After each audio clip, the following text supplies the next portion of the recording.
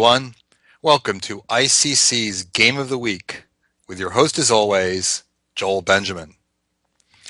Most fans would not predict that Anish Giri would be one of the early leaders at the Tal Memorial because that would require him to not draw a game.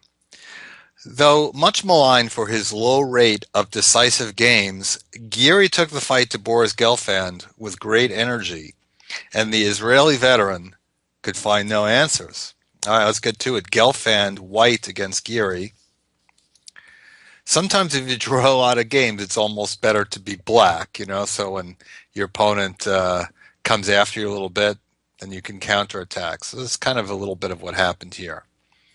So we know that Giri is well known for his advocacy and his knowledge in the Grunfeld.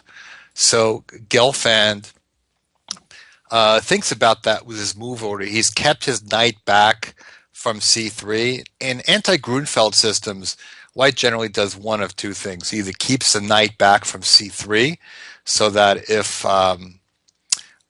black plays d5 and his knight comes to d5, white can kick the knight away with e4 without there being an exchange possible on c3. And the other is sometimes white holds back the d-pawn, and that gives him various other ideas, sometimes various queen moves like queen b3 or queen a4 check. Here, Giri, I believe, could play d5 even here.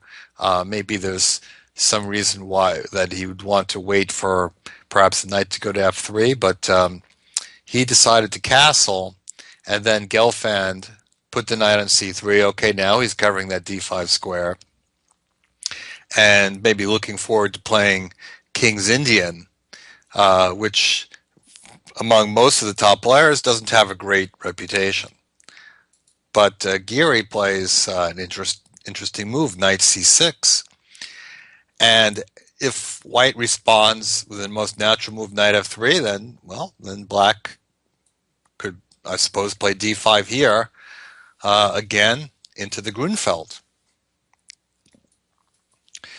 So what's white to do? I don't think e4. Actually, kind of a nice possibility exists here that in the King's Indian, when you put all three pawns up, you always have to be a little bit alert to the fact that black might sink a knight into d4. I think black could play e5 here, and if d5, knight d4, knight e2, c5. And there's actually kind of an extra idea going on here, because since black hasn't moved the d-pawn, if takes en passant, he can recapture the d-pawn. So that's the kind of thing white definitely wants to avoid in the King's Indian. So Gelfand plays e3. It probably wasn't his intention to develop this way, but maybe he thought with a knight on c6, maybe that's not so well placed in this case. Knight g2. And black hits the center with e5. Okay, so obvious enough moves so far. How should black continue? Giri captures on d4. You might think, well, that's sort of giving up the center a little bit, trading a pawn on your fourth rank for one on the third rank when white recaptures the pawn. But I think that this makes enough sense here. What else is black to do? If black decides to put the rook on the potential open file, then maybe white's going to think about pushing d5. Because, if d5 followed by e4, generally the rook doesn't want to be on e8 there. It would rather be on f8. This black is going to push f5.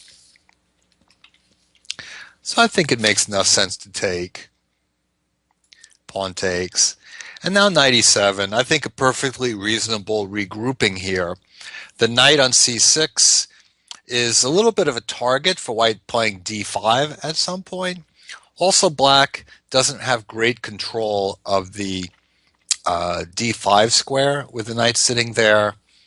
The knight could come to f5, where it might be decently placed. Black can get in the move c6 and possibly d5. So I think